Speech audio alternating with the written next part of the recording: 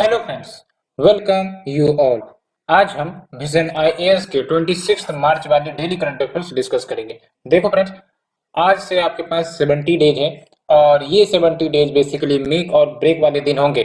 और साथ ही साथ ये कुछ ऐसे क्षण है जिसके तहत हो सकता है हड़बड़ाहट आ जाती है स्टूडेंट्स के बीच, बट आपको पता होना चाहिए कि इस पीरियड में आपको शांत और पेशेंस रखनी है, बिकॉज आपने अच्छी खासी तैयारी कर रखी है और अल्टीमेटली आप अपना जो पोटेंशियल है वो कहीं ना कहीं और भी इम्प्रूव करने का प्रयास कर रहे हो। जो भी आपने टॉपिक कवर की है उसको रिवाइज करने का प्रयास कर रहे हो। सो हड़बड़ाने की जरूरत नहीं है कि हमारा ये सिलेबस कवर हुआ या नहीं हुआ। धीरे धीरे आपको कवर करनी है, शांति से, पेशेंस से, बिकॉज हड़बड़ाओगे तो फिर कोई काम नहीं बनेगा। ये आपने ऑब्जर्व किया होगा, हड़बड़ाने से कोई काम नहीं होगी और गड़बड़ हो जाती है। दैट्स वाई आपको पूरी शिद्दत से अपने जो रूटीन है उस पर डेडिकेटेड रहो। और हाँ, आउटकम क्या होगा क्या नहीं होगा अभी तो फिलहाल छोड़ ही दो, क्योंकि इसका कोई भी लेना देना अभी इन 70 दिनों में नहीं है। 70 दिनों में बस ये आपको मानकर चलना है कि हमें अपनी पूरी पोटेंशियल, पूरी इफिशियंसी, सिर्फ और सिर्फ फोकस्ड रहना है, इन द सेंस कि आउटकम जो भी हो we will be ready to face it. But जो पीरियड अभी हमारे पास है उस पीरियड का कंप्लीट यूटिलाइजेशन हो without thinking any negativities in the mind what will happen in the future regarding the outcome. So friends, be patient, be follow the routine and current affairs की जहां तक बात है तो करंट अफेयर्स आपको अच्छे से 2 बार 3 बार रिवाइज करनी चाहिए। एंड अल्टीमेटली जो स्टैटिक पोर्शन है, खासकर जो मेजर फोकस एरियाज है, आई थिंक सो कि पॉलिटी है, इन्वायरमेंट है, साइंस एंड टेक्नोलॉजी है, ये सब फेचिंग मार्क्स हैं। तो यहाँ से रिवीजन आप ज्यादा कर सकते हो, बिकॉज अगर हम हिस्ट्री की बात करें तो हिस्ट्री एक तो सबसे पहली बात बहुत ही बड़ी टॉपिक होती है और दूसरी इंपॉर्टेंट बात ये कि एक्सपेक्टेशन नहीं किया जाता कि क्वेश्चन कहाँ से आ रहे हैं। हाँ, मॉडर्न हिस्ट्री या मॉडर्न इंडिया की अगर हम बात करें तो वहां से हम क्वेश्चंस सॉल्व कर सकते हैं जनरली, लेकिन मेडाइवल की बात करें या फिर एंशियंट की बात करें तो जो कीवर्ड्स दे दिए जाते हैं एग्जाम में, पेपर में, वो कीवर्ड आइडेंटिफाई नहीं हो पाती, इसलिए हमें कॉस्ट बेनिफिट रेशियो के अनुसार चलना होगा और अल्टीमेटली आपको उस अनुसार टाइम डिवोट करने की जरूरत होनी चाहिए। बट फ्रेंड्स, मैं फिर से बोल रहा हूं, don't focus on thinking about the outcome. आपको अभी जो भी समय मिले हैं उसका कंप्लीट यूटिलाइजेशन, मैक्सिमम यूटिलाइजेशन करना है और वो तभी होगा जब आप हड़बड़ाहट नहीं करोगे। पेशेंस से रास्ते आपको तय करने हैं और आपको आगे बढ़नी है। पूरा पोटेंशियल है आपके पास कि आप कर सकते हो अल्टीमेटली, एंड आप आगे बढ़ने की क्षमता भी रखते हो। सो फ्रेंड्स, इसी के साथ हम 6 आर्टिकल्स आज डिस्कस करने वाले हैं। The first one is about Moradabad second most noise polluted city globally. ये आपका यूएनईपी प्रोग्राम जो उन्होंने रिपोर्ट जारी किया है उसके तहत बताई गई है। अब एयर पोल्यूशन के मामले में सबसे टॉप नंबर पर तो है ही है अगर देखा जाए, बट नॉइज पोल्यूशन के मामले में भी हम पीछे नहीं है। देख सकते हो मुरादाबाद, और मुरादाबाद आपको पता होगा यूपी का एक लोकेशन है, तो ये second most noise polluted city global level पर देखने को मिली है। तो एक अच्छा खासा टॉपिक आया आपका नॉइज पॉल्यूशन पर, बिकॉज नॉइज पॉल्यूशन जनरली आप सुनते नहीं होगे, एयर पॉल्यूशन सुनते होगे, वाटर पॉल्यूशन सुनते होगे, लेकिन नॉइज पॉल्यूशन का टॉपिक आया है तो इस पर अच्छे से आप प्रिपेयर कर लो। ठीक है, क्या स्टेप्स गवर्नमेंट के द्वारा लिए जाते हैं, अन्य क्या की फाइंडिंग है, सो दैट आप आंसर्स में यूटिलाइज कर सकते हो। साथ ही साथ ये जो आपका यूनाइटेड नेशन इन्वायरमेंट प्रोग्राम है इसके बारे में भी 2-3 पॉइंट आपको पता होने चाहिए, क्योंकि ये भी आपका प्रीलिम्स इंपॉर्टेंट हो जाता है। तो सिलेबस की अगर हम बात करें तो आपको पता होगा, तो सिलेबस भी आपको याद हो गया होगा, conservation, environmental pollution and degradation. तो बेसिकली जो United Nation Environment Programme Frontiers Report 2022 noise blaze mismatches, ये 3 कंसर्न्स को देखता है। पहला है urban soundscapes, wildfires and the other is phenological shift. तो हमें देखना है क्या की फाइंडिंग है। आप देख सकते हो 13 नॉइज पॉल्यूटेड सिटीज तो आपके साउथ एशिया में, और उसमें से क्या जो 5 है वो इंडिया में मिलते हैं। इंडिया में कौन कौन से? मुरादाबाद जो कि यूपी में है, कोलकाता, आसनसोल, जयपुर एंड दिल्ली। और जो लॉन्ग टर्म एक्सपोजर अगर होता है नॉइज पोल्यूशन का, और नॉइज पोल्यूशन के सोर्सेज क्या क्या हो सकते हैं? रोड ट्रैफिक है, रेलवेज है, लेजर एक्टिविटीज यानी कि इंडस्ट्रियल एक्टिविटीज सब जो हो गई, तो उनके कारण आपका pre mature death, heart disease, metabolic disorder and people suffers from the irritability या फिर इरिटेशन, चिड़चिड़ाहट बन जाती है मन में। एंड जो हाईएस्ट नॉइज पोल्यूशन है वो रिकॉर्ड की गई है कहाँ पर? ढाका, बांग्लादेश में। तो अगर हम बात करें क्या स्टेप्स ली गई हैं to deal with the noise pollution, तो आप देख सकते हो पहले ये जो नॉइज पोल्यूशन है वो आपका air prevention and control of pollution act 1981 के अंतर्गत कवर किया जाता था, लेकिन बाद में एक स्पेशल डेडिकेटेड रूल्स लाई गई to deal with the noise pollution, and the rule is noise pollution regulation and control rules 2000 which replaced it. लेकिन जो आपका एयर एक्ट 1981 है, यानी कि इसी की बात हो रही है ना, इसके तहत noise which comes from the industry वो रेगुलेट करता है कौन? आपके स्टेट पॉल्यूशन कंट्रोल बोर्ड या फिर pollution control committee for the states या फिर यूटीज। एंड जो सेंट्रल पॉल्यूशन कंट्रोल बोर्ड है, और इसके बारे में आपको पता होने चाहिए 4-5 पॉइंट, काफी इंपॉर्टेंट संस्था है ये। एंड ये फाइन्स भी प्रपोज करती हैं between 1000 and 1 lakh for those who violate the norms. And we have the environment protection rules 1986। इसके तहत जो नॉइज स्टैंडर्ड्स हैं वो क्या होने चाहिए? मोटर व्हीकल्स के लिए, एयर कंडीशनर्स के लिए, रेफ्रिजरेटर्स के लिए, उन सब स्टैंडर्ड्स को ये प्रिस्क्राइब करते हैं। ठीक है, ये जरूर याद रखनी है। अब बात करते हैं स्टेप्स जो लिए जा सकते हैं, लेकिन कौन कौन से स्टेप लिए जा सकते हैं to deal with the noise pollution. तो एक तो है वेजिटेशन लगाओ अर्बन एनवायरमेंट्स में, नॉइज बैरियर्स लगा सकते हो अलोंग द हाईवेज और रेलवेज, एंड अवेयरनेस कैंपेन किया जाए। ठीक है, और नॉइज पोल्यूशन के बारे में तो आपको पता ही होगा, इसका मतलब क्या होता है? रेगुलर एक्सपोजर अगर होता है to elevated sound level which can lead to the adverse effect on the humans और अदर लिविंग ऑर्गेनिज्म। तो ये जो नॉइज पोल्यूशन का जो इफेक्ट है वो सिर्फ ह्यूमन बींग्स पर तो नहीं होता, जो अदर ऑर्गेनिजम्स हैं उन सब पर भी होता है। ठीक है, जो सीपीसीबी है, सेंट्रल पॉल्यूशन कंट्रोल बोर्ड, इन्होंने permissible noise pollution level basically lay down किए हैं for different areas. So friends, hope ये जो आपका फर्स्ट आर्टिकल है वो डिटेल से कवर कर ली गई है। मैंने आपको बताया यूएनईपी के बारे में 2-3 पॉइंट आपको पता होने चाहिए। साथ ही साथ ये जो आपका एनवायरमेंट प्रोटेक्शन एक्ट है, air prevention and control of pollution act है, इन सब से क्वेश्चन निकल जाती है, तो आपको अच्छे से इस पर पकड़ होनी चाहिए। तो इसे डिस्कस करने के बाद let's move to the second article, Sagarmala 7 years of spectacular success. तो सागरमाला इनिशिएटिव जो लॉन्च की गई थी 2015 में, उसके बाद से क्या कुछ सक्सेस इस इनिशिएटिव की देखने को मिलती है उसे हम डिस्कस करेंगे। और एक बात और फ्रेंड्स कि मैंने पॉलिटी पीटी 365 के लेक्चर सीरीज डाल दिए हैं और आप मुझे विजिट कर सकते हो, एंड इससे आपका जो पॉलिटी है काफी कम समय में रिवाइज हो जाएगा, एंड काफी अच्छे से एक्सप्लेन किया गया है एक एक टॉपिक जो इम्पोर्टेंट है। तो आप चाहो तो विजिट कर सकते हो, शेयर कर सकते हो। सो डिस्कस करने से पहले सिलेबस में आते हैं। तो देख सकते हो सिलेबस में आपका डायरेक्ट इंफ्रास्ट्रक्चर पोर्ट्स को ये कवर करेगा।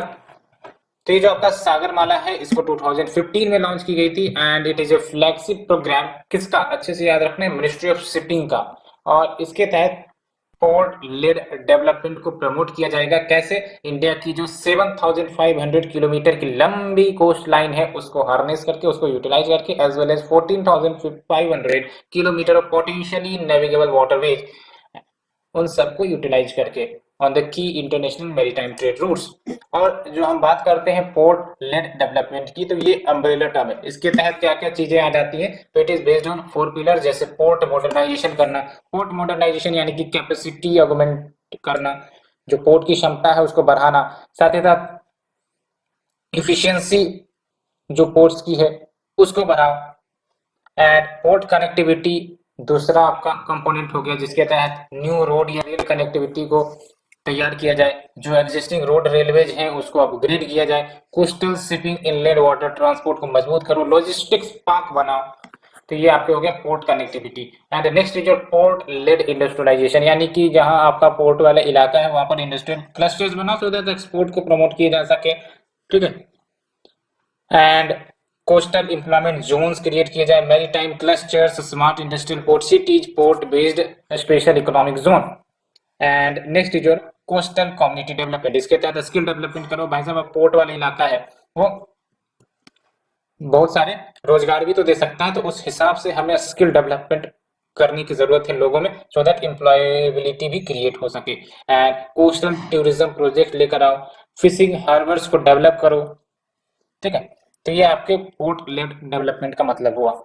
अब इसका जो कोर विजन है सागरमाला का, वो बेसिकली लॉजिस्टिक कॉस्ट को कम करना for the export import and domestic trade जो किए जाते हैं विद मिनिमल इंफ्रास्ट्रक्चर इन्वेस्टमेंट। तो अभी क्या होता है, लॉजिस्टिक कॉस्ट जो है वो काफी ज्यादा लगती है, जिसके कारण हमारे प्रोडक्ट्स महंगे हो जाते हैं, ठीक है। सो ये जो लॉजिस्टिक कॉस्ट है इसको कम करना इसका कोर विजन है। एंड अगर हम बात करें अचीवमेंट्स एंड इनिशिएटिव्स की, तो देख सकते हो क्वालिटी सर्विस डिलीवरी जो इस इनिशिएटिव के तहत प्रोवाइड की गई, कहीं ना कहीं इसने टर्न अराउंड टाइम जो कंटेनर्स की है वो कम किया है पोर्ट्स। टर्न अराउंड टाइम का मतलब ये होता है कि पहले कोई शिप पोर्ट्स पर आती थी तो वैसे आ गई, अब उसको जाना है तो आने से लेकर जाने तक उनको लगभग लगभग 2 दिन लग जाते थे, ठीक है। देख सकते हो 44.70 आवर्स लग जाते थे 2013-14 में। अब आपका कितना समय लगता है, 26.58 आवर्स ओनली। तो क्या आप बताओ एफिशिएंसी पोर्ट की बढ़ी है कि नहीं बढ़ी है? बिल्कुल बढ़ी है, 1 दिन लगते हैं ऑन एवरेज।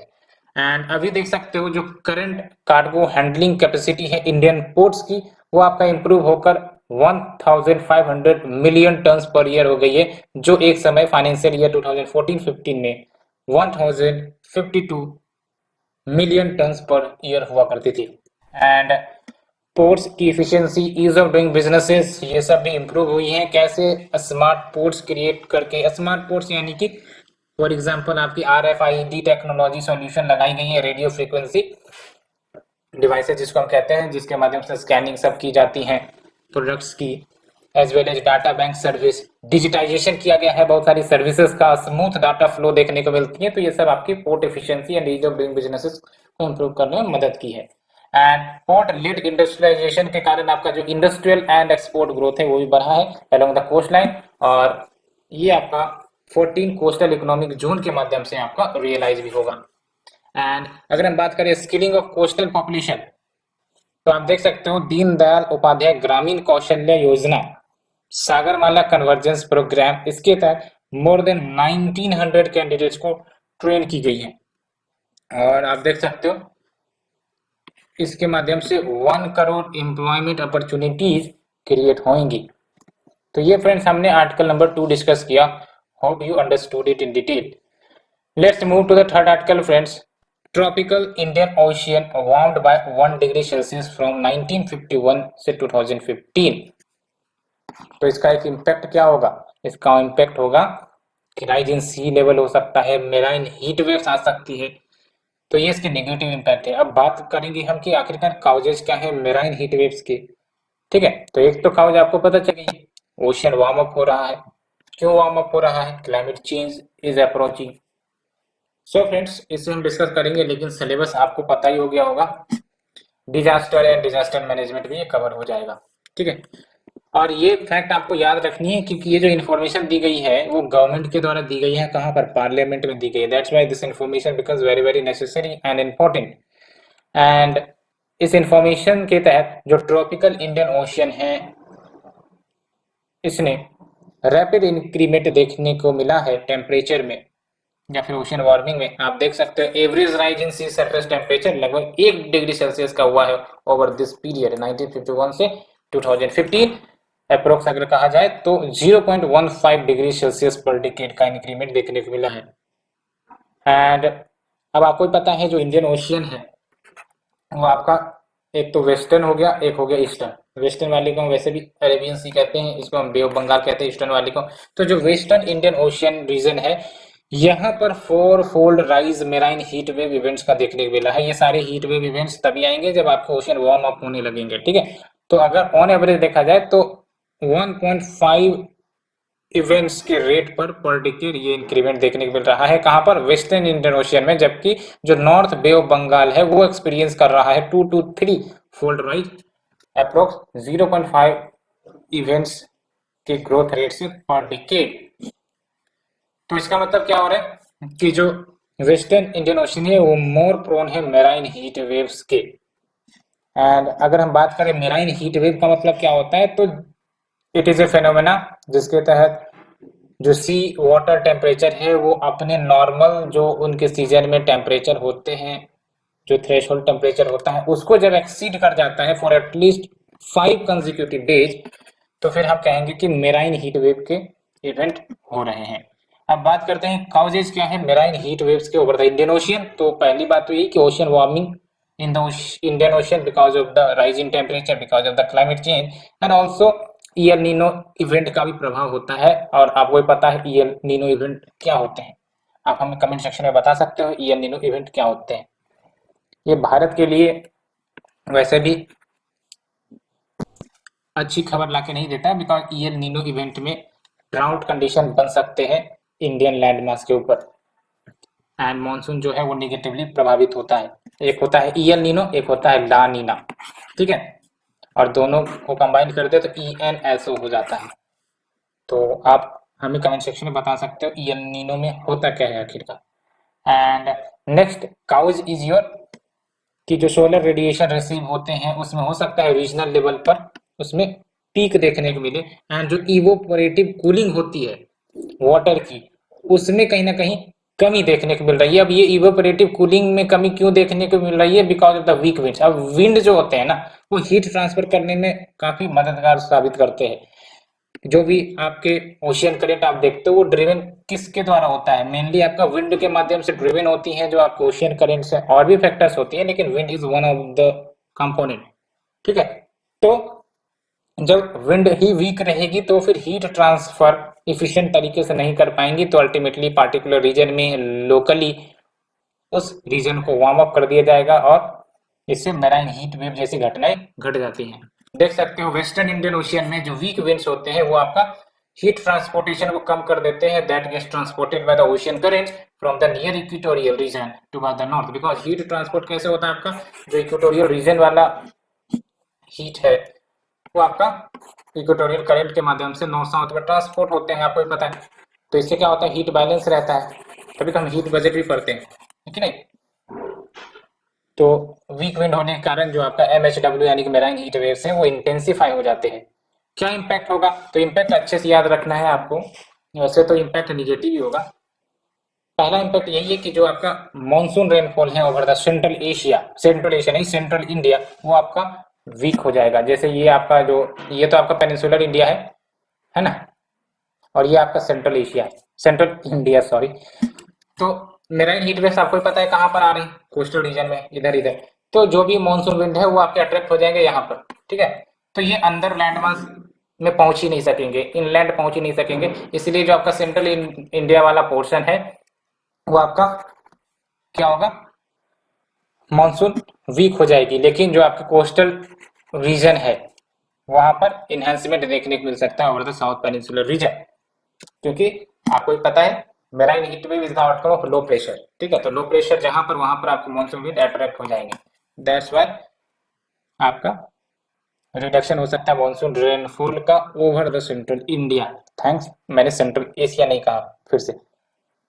एंड ये आप देख सकते हो मेराइन हीट वेव्स, और इसको आप पढ़ सकते हैं इसके क्या इम्पैक्ट होंगे, बायोडाइवर्सिटी पर होगा, ओशियन एसिडिफिकेशन हो सकती है, इकोनॉमिक लॉस होगी। ये सब अच्छे खासे डायग्राम है, ये इसको आपको नोट डाउन करनी चाहिए। Extreme weather event, tsunami, cyclone, tsunami basically वो तो आपका प्लेट टेक्टोनिक का फेनोमेना है। साइक्लोन आपको याद रखना है, साइक्लोन इंटेंसिफाई हो जाएगा, ठीक है, बिकॉज लो प्रेशर जितना ज्यादा मजबूत बनेगा over the water body, cyclone उतनी ज्यादा इंटेंसिफाई करेंगी, उतनी ज्यादा हार्मफुल इफेक्ट लेकर आएंगी।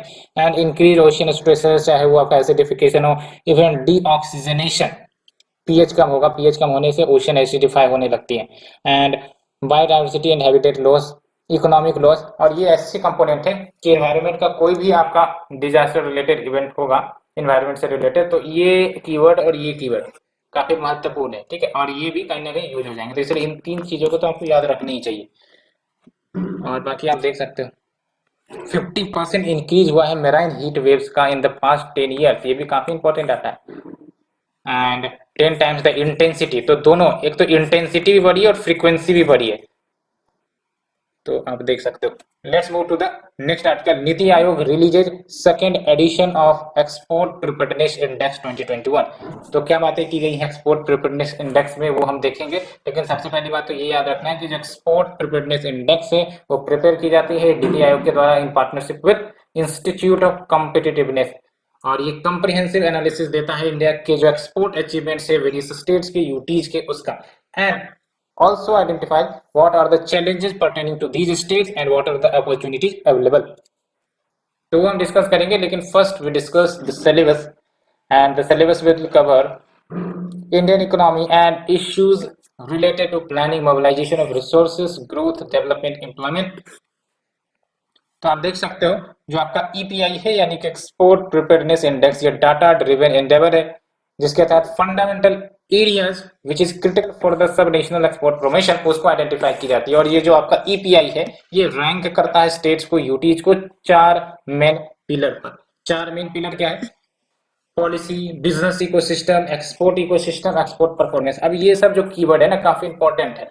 अब जैसे कैसे हम एक्सपोर्ट को बढ़ाए, तो एक जनरल आइडिया आपको पता होनी चाहिए कि प्रॉपर पॉलिसी हो, बिजनेस इकोसिस्टम मजबूत किया जाए, एक्सपोर्ट इकोसिस्टम मजबूत किया जाए, एक्सपोर्ट परफॉर्मेंस मजबूत किया जाए। और इससे भी काम नहीं बनता तो आप सब पिलर को भी आप कहीं ना कहीं यूटिलाइज करोगे। जैसे पॉलिसी के अंतर्गत आते हैं तो we should have a strong export promotion policy, we should have institutional framework to be very strong. यहाँ तो वेटेज दी गई है, सबसे ज्यादा वेटेज आपको बिजनेस इकोसिस्टम को दिया गया, तो आप याद रख सकते हो कि ये 4 मेन पिलर पर निकाले जाते हैं। लेकिन मैं एक जनरल आइडिया दे रहा हूँ कि एक्सपोर्ट प्रमोशन से रिलेटेड अगर कोई क्वेश्चन आएगा तो क्या स्टेप्स लिए जा सकते हैं, इससे ज्यादा आपको लिखने की जरूरत भी नहीं होगी, यहाँ से आपका कवर हो जाएगा। तो बिजनेस इकोसिस्टम में क्या है, जैसे बिजनेस एनवायरनमेंट को मजबूत करो, infrastructure is very important, transport connectivity के बिना तो एक्सपोर्ट प्रमोशन होगा नहीं। और इसके लिए क्या क्या इनिशिएटिव लिए गए हैं, मैंने देखा सागरमाला है ना, और भारतमाला प्रोजेक्ट भी है।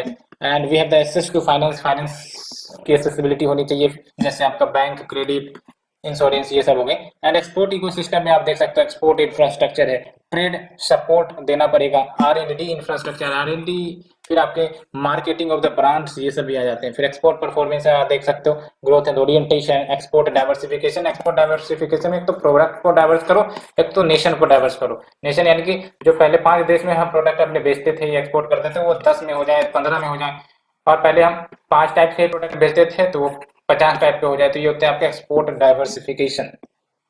सो ये हमने की फाइंडिंग देखा। आप देख सकते हो अन्य की फाइंडिंग क्या है, तो most of the coastal states वो बेस्ट परफॉर्मर्स है, जबकि गुजरात जो है वो टॉप परफॉर्मर है, followed by Maharashtra, Karnataka, Tamil Nadu. And states जहां पर हाइयर एक्सपोर्ट्स होते हैं वो higher gross state domestic product भी एक्सपीरियंस करते हैं, यानी कि जहां या जिस स्टेट में ज्यादा एक्सपोर्ट प्रमोट होता है वहां पर जो उस स्टेट की जीएसडीपी है वो भी अच्छी है। And among the landlocked states Haryana आपका बेस्ट परफॉर्मर निकल कर आया है, followed bye Uttar Pradesh, Madhya Pradesh and Punjab. Significance क्या है इस रिपोर्ट की, तो पहली बात तो इस रिपोर्ट से स्टेट की यूटीज की वीकनेस और स्ट्रेंथ पता चलेंगी और एक दूसरे के साथ वो compete कर सकेंगे। तो सिंपली अगर कहा जाए तो it instils competition among the states to bring favourable policies. And साथ ही साथ रेगुलेटरी फ्रेमवर्क को ईज किया जा सकता है टू प्रमोट सब national export promotion and also assist in identifying the strategic recommendation ki how we can improve the export competitiveness in various sectors, various products। And 3 major challenge जो India के export promotion को लेकर है, पहली बात तो intra and inter regional differences हमें देखने को मिलती है एक्सपोर्ट इंफ्रास्ट्रक्चर में, यानी कि different state have different strength of their export infrastructure, कहीं पर बहुत ही अच्छी है, कहीं पर कोई खास नहीं है। तो इसके कारण आपका डिस्पैरिटी आती है, इसके कारण आपका जो बहुत सारे स्टेट है वो लैग कर जाते हैं एक्सपोर्ट प्रमोशन में। And weak trade support and growth orientation across the state and R&D infrastructure की भी कमी है, जिसके कारण जो कम्प्लेक्स एंड यूनिक एक्सपोर्ट्स है वो हम करने में असक्षम हो जाते हैं। सो फ्रेंड्स ये डिस्कस करने के बाद let's move to the next article, the GSAT-7B and India's other military satellites. तो GSAT-7B के बारे में हम जानेंगे, लेकिन सबसे पहली बात सिलेबस की कर लेते हैं। तो आप देख सकते हो achievements of Indians in science and technology, या फिर ये भी कह सकते हो development and their applications and effects in everyday life. तो जो डिफेंस एक्विजिशन काउंसिल है, और इसके बारे में अच्छे से आपको पता होनी चाहिए, इट इज अ की प्रोक्योरमेंट पैनल, जिसके माध्यम से जो डिफेंस प्रोडक्ट्स है वो प्रोक्यूर किए जाते हैं। और ये याद रखना है, जो डीएसी है वो चेयर की जाती है हमारे डिफेंस मिनिस्टर के द्वारा, और इन्होंने बेसिकली एक्सेप्टेंस ऑफ नेसेसिटी पर सहमति दी है। एंड ये जो आपका एक्सेप्टेंस ऑफ नेसेसिटी है, फर्स्ट स्टेप है प्रोक्योरमेंट का for the indigenously designed, developed and built GSAT-7B। And ये जो आपका GSAT-7B है, ये बेसिकली लॉन्च की जाएगी आने वाले 2 से 3 सालों में, और ये basically multi band military grade satellite होगा आर्मी के लिए। ठीक है, ये याद रखना, मिलिट्री ग्रेड सैटेलाइट है। एंड ये एक प्रकार से फोर्स मल्टीप्लायर, देखो ये यहाँ पर एक फिर से कीवर्ड आया, फोर्स मल्टीप्लायर, कहीं पर भी यूज कर सकते हो। तो ये एक प्रकार से फोर्स मल्टीप्लायर के रूप में एक्ट करेंगे and fail safe communication support provide करेंगे, यानी कि better communication support to the force, because ये deeper network centric warfare scenario में मूव कर सकता है। तो ये सब कीबोर्ड जो है बड़े ही मनपसंद और काफी अच्छे होते हैं, इसलिए इन सबको ध्यान में रखनी है। और अगर हम बात करें GSAT-7 सीरीज ऑफ सैटेलाइट, जिसमें अभी हमने GSAT-7B के बारे में पढ़ा है, तो जो GSAT-7 सीरीज ऑफ सैटेलाइट, ये basically advanced geosynchronous transfer orbit satellites हैं, और ये डेवलप की गई हैं इसरो के द्वारा, याद रखें इसरो के द्वारा, जिसके तहत जो कम्युनिकेशन नीड्स हैं डिफेंस सर्विसेज के, उसको फुलफिल किया जाता है। That's why it is a military grade satellite. और जो GSAT-7 सैटेलाइट है, वैसे इसको 2013 में लॉन्च किया गया था, लेकिन GSAT-7 का इस्तेमाल आपकी इंडियन नेवी यूज करते हैं, जबकि जो GSAT-7A है, जिसको 2018 में लॉन्च किया गया था, उसका इस्तेमाल हमारी इंडियन एयरफोर्स करते हैं। लेकिन जो आर्मी है वो सिर्फ और सिर्फ फिलहाल 30% ही कम्युनिकेशन कैपेबिलिटी जो GSAT-7A की है वो इस्तेमाल कर पा रहे हैं। दैट्स व्हाई स्ट्रेंथन करने के लिए कम्युनिकेशन नीड्स को GSAT-7B लॉन्च किया जाएगा आने वाले 2 सालों में, 2 से 3 सालों में। अन्य क्या मिलिट्री सैटेलाइट्स भारत की हैं, तो we have the electromagnetic intelligence gathering satellite EMISAT, and इसमें आपका इलेक्ट्रॉनिक इंटेलिजेंस पैकेज, जिसको कौटिल्य कहते हैं, वो आ जाती है, जिसके तहत इंटरसेप्शन की जा सकती है ग्राउंड बेस्ड रडार की, and carries out the electronic surveillance across India. And we have the RISAT-2B-R1 synthetic aperture radar imaging satellite, जिसकी कैपेबिलिटी है कि वो ऑपरेट कर सकते हैं different modes including very high resolution imaging modes. So friends, ये हमने डिस्कस किया साइंस एंड टेक्नोलॉजी के बेटे जो कहीं ना कहीं प्रीलिम्स में भी बढ़ते जा रहे हैं। दैट्स व्हाई इस बार देख लो, वो जो आपका रफाल है उसके टेक्निकल स्पेसिफिकेशंस के ऊपर क्वेश्चंस पूछ ली गई थी, इसलिए थोड़ा सा हमें भी सतर्क हो जाने की जरूरत है, क्योंकि इशारा आ चुका है। सो फ्रेंड्स, इसे डिस्कस करने के बाद let's move to the next one. RBI sets framework for geo tagging of payment system operator. Payment system operator जो बेसिकली वैसे इंस्टीट्यूशन है, ये बैंक हो सकते हैं, नॉन बैंक हो सकते हैं, जो पेमेंट सिस्टम को ऑपरेट करते हैं, ठीक है, तो उनके लिए basically geo tagging framework set की गई RBI के द्वारा। जियो टैगिंग मतलब आप समझते हो, आपने सुना भी होगा, टैग करते हैं मतलब क्या हुआ, पार्टिकुलर लोकेशन है, अब उस लोकेशन को मैं टैग किया तो इसका मतलब उसको आइडेंटिफाई करना। और अगर हम सिलेबस की बात करें तो सिलेबस कहाँ है, देख सकते हो, Indian economy and issues related to the planning mobilization of resources, इसके अंतर्गत आपका आ जाएगा। तो सबसे पहली बात तो जियो टैगिंग को हम समझते हैं। तो जियो टैगिंग इन्फॉर्मेशन का मतलब सिंपली ये हुआ कि जो ज्योग्राफिकल कोऑर्डिनेट्स है, अब वो ज्योग्राफिकल कोऑर्डिनेट्स किसी प्लेस के हो सकते हैं, किसी इवेंट के हो सकते हैं, किसी होटल्स के हो सकते हैं, या फिर कोई अन्य सर्विसेज रिलेटेड पेट्रोल पंप के भी हो सकते हैं, तो उन सबको कैप्चर किया जाता है, उसको हम जियो टैगिंग कहते हैं। लेकिन अगर हम यहाँ देखें तो यहाँ पर जियो टैगिंग किसकी की जाएंगी, है ना, जो आपके पेमेंट टच पॉइंट्स है which is deployed by the merchants to receive the payments from their customers, तो उनको टैग किया जाएगा। तो है ना, यहाँ पर आपका जियो टैगिंग, लेकिन जियो टैगिंग का अपना आपका अम्ब्रेला टर्म है, इसमें तो बहुत सारी चीजों को हम टैग कर सकते हैं, लेकिन यहाँ पर जो आपका RBI ने फ्रेमवर्क लाया है वो बेसिकली पेमेंट सिस्टम ऑपरेटर्स जो आपके टच पॉइंट्स ऑपरेट करते हैं उनकी जियो टैगिंग की बात की जा रही है। तो as per the framework, banks and non bank payment system operator ये कैप्चर करेंगे, मेंटेन करेंगे geographical coordinates, and geographical coordinates में आपका लैटिट्यूड लॉन्गिट्यूड आ जाते हैं for all the payment touch point जो ऑपरेट करते हैं। इसका मतलब ये हुआ कि उन्हें रजिस्ट्री मेंटेन करनी पड़ेगी, having the accurate location of all payment touch points across the country जो ऑपरेट कर रहे हैं, including merchant related information and payment acceptance infrastructure details.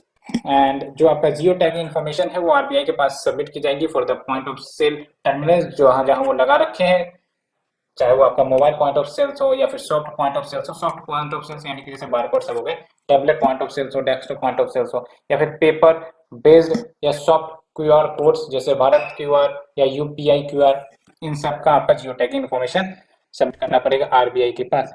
तो जियो टैगिंग के बारे में हमने बात कर ही ली है। बेनिफिट क्या होगी, तो प्रॉपर मॉनिटरिंग की जा सकेगी भाई साहब हमारे देश में पेमेंट एक्सेप्टेंस इंफ्रास्ट्रक्चर की क्या स्टेटस है, कहाँ पर काफी ज्यादा अच्छी पेमेंट एक्सेप्टेंस इंफ्रास्ट्रक्चर है, कहाँ पर कमी है, सो दैट उस डिस्पैरिटी को खत्म किया जा सके, है ना। एंड ये आपका रीजनल पेनिट्रेशन के बारे में जानकारी देगा कि कहाँ पर अच्छी खासी पेनिट्रेशन है आपके डिजिटल पेमेंट सिस्टम की, कहाँ नहीं है, उस हिसाब से आपका पेनिट्रेशन और बढ़ाया जा सकता है, ठीक है। And will support policy intervention to optimize distribution of payment infrastructure, वही बात होगी। And help in identifying scope for developing additional payment touch point, तो जरूरत पड़े तो एडिशनल पेमेंट टच पॉइंट्स भी डिप्लॉय किए जा सकते हैं and focusing on the digital literacy programs as well. So friends, हमने ये सारे के सारे आर्टिकल डिस्कस किए, hope you got it. And अगर आपको ये अच्छी लगी तो आप लाइक शेयर सब्सक्राइब जरूर कर सकते हैं। Thank you friend, thank you very much for the discussion.